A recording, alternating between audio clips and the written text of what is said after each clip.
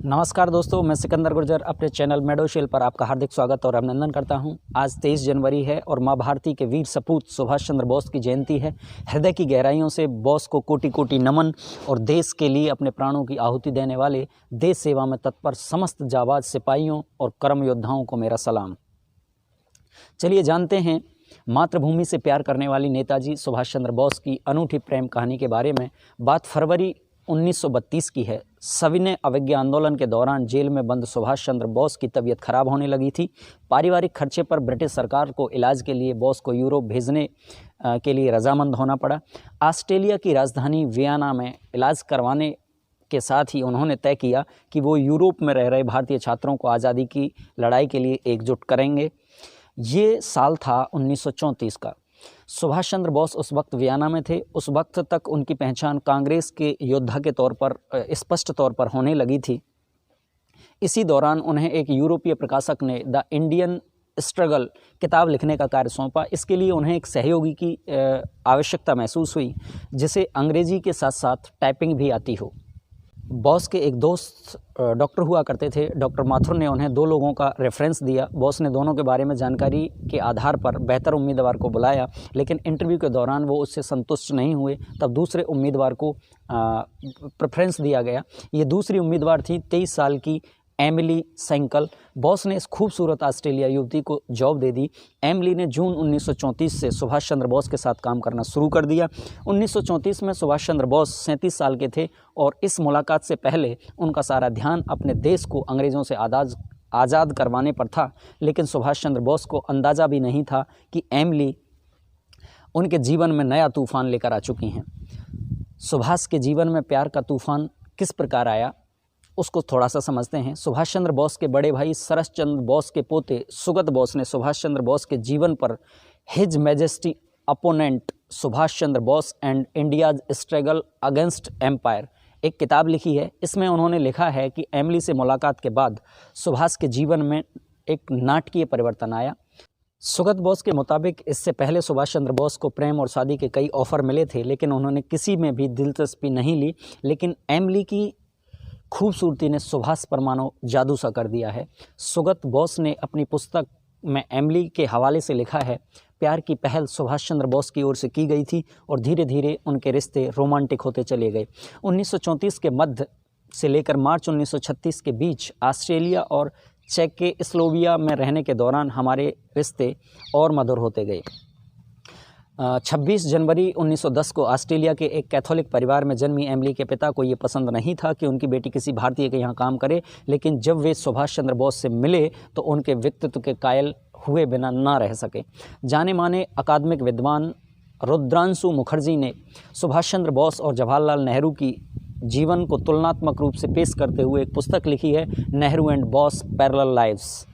Penguin India से प्रकाशित इस पुस्तक में एक चैप्टर है, two women's and two books. इसमें बोस और नेहरू के जीवन पर उनकी पत्नियों की भूमिका को रेखांकित किया गया है। मुखर्जी ने इसमें लिखा है कि सुभाष और एमिली ने शुरुआत से ही स्वीकार कर लिया था कि उनका रिश्ता बेहद अलग और मुश्किल रहने वाला है।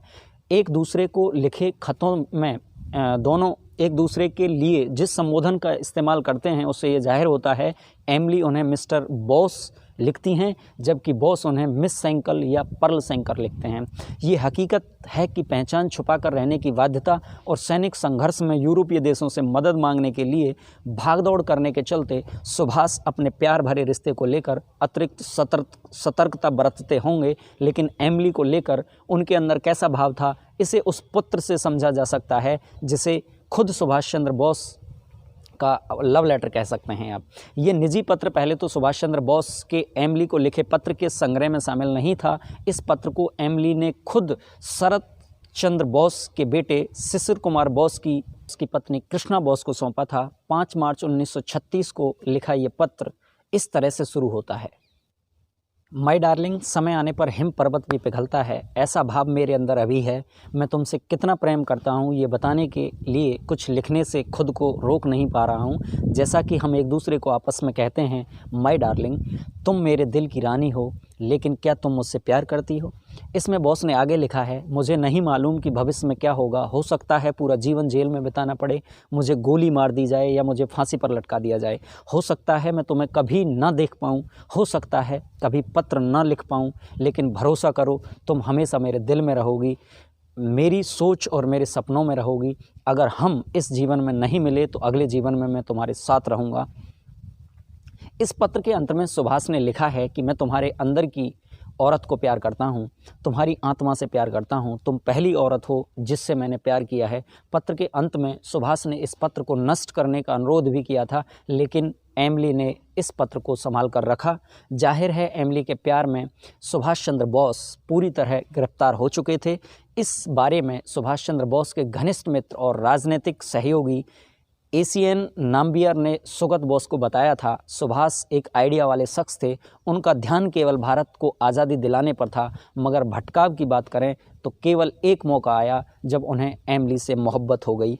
वे उनसे बेहद प्यार करते थे, डूबकर मोहब्बत करने जैसा उनका प्रेम दिखता है। सुभाष चंद्र बोस की मनोदशा उस दौरान किस तरह की रही होगी, ये अप्रैल या मई 1937 में एमिली को भेजे गए एक पत्र से जाहिर होता है, जो उन्होंने कैपिटल अक्षरों में लिखा है। उन्होंने लिखा है कि मैं पिछले कुछ दिनों से तुम्हें खत लिखने के बारे में सोच रहा हूँ, लेकिन तुम समझ सकती हो कि मेरे लिए तुम्हारे बारे में अपने मनोभावों को लिखना कितना मुश्किल है। मैं तुम्हें केवल ये बताना चाहता हूँ कि जैसा मैं पहले था वैसा ही अब भी हूँ। एक भी दिन ऐसा नहीं बीता है जब मैंने तुम्हारे बारे में नहीं सोचा है। तुम हमेशा मेरे साथ हो, मैं किसी और के बारे में सोच भी नहीं सकता हूँ। मैं तुम्हें ये नहीं बता सकता कि इन दिनों मैं कितना दुखी रहा हूँ, अकेलापन महसूस किया है। केवल एक चीज़ मुझे खुश रख सकती है, लेकिन मैं नहीं जानता कि क्या ये संभव होगा। इसके बाद भी दिन रात मैं इसके बारे में सोच रहा हूँ और प्रार्थना करता हूँ मुझे सही रास्ता मिल जाएगा। एक ऐसी शादी जिसके बारे में पता ना चला। इन पत्रों में जाहिर अकुलाहट के चलते ही जब दोनों अगली बार मिले तो सुभाष और एमिली ने आपस में शादी कर ली। ये शादी कहाँ हुई, इस बारे में एमिली ने कृष्णा बोस को बताया कि 26 दिसंबर 1937 को उनकी 27वें जन्मदिन पर यह शादी ऑस्ट्रेलिया के बागिस्तान में हुई थी, जो उन दोनों का पसंदीदा रिजॉर्ट हुआ करता था। हालांकि दोनों ने अपनी शादी को गोपनीय रखने का फैसला किया। कृष्णा बोस के मुताबिक एमिली ने शादी का दिन बताने के अलावा कोई दूसरी जानकारी नहीं शेयर की।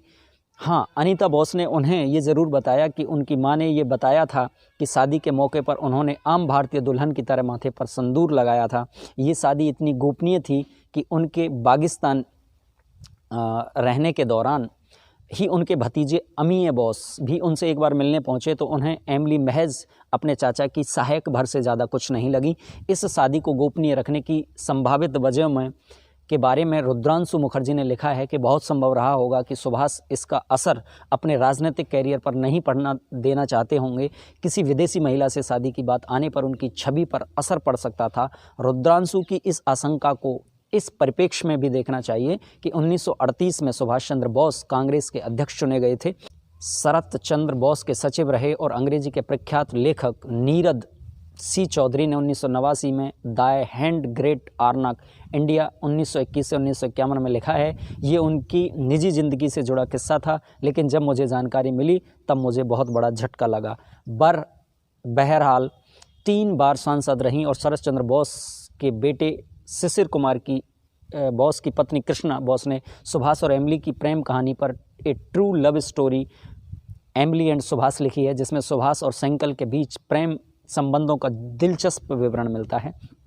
सुभाष और एमिली की निशानियों की बात करें तो कृष्णा बोस के मुताबिक सुभाष बोस चाहते थे कि एमिली भारत के लिए कुछ समाचार पत्रों और पत्रिकाओं के लिए वियना से रिपोर्टिंग का काम शुरू करे। सुभाष के कहने पर एमिली ने द हिंदू और मॉडर्न रिव्यू के लिए कुछ लेख लिखे, लेकिन समाचारों के विश्लेषण करने में वो सहज नहीं थी। सुभाष कई बार उनसे कहा करते थे कि तुम्हारा लेखन ठीक नहीं है, उसे छापा नहीं गया है।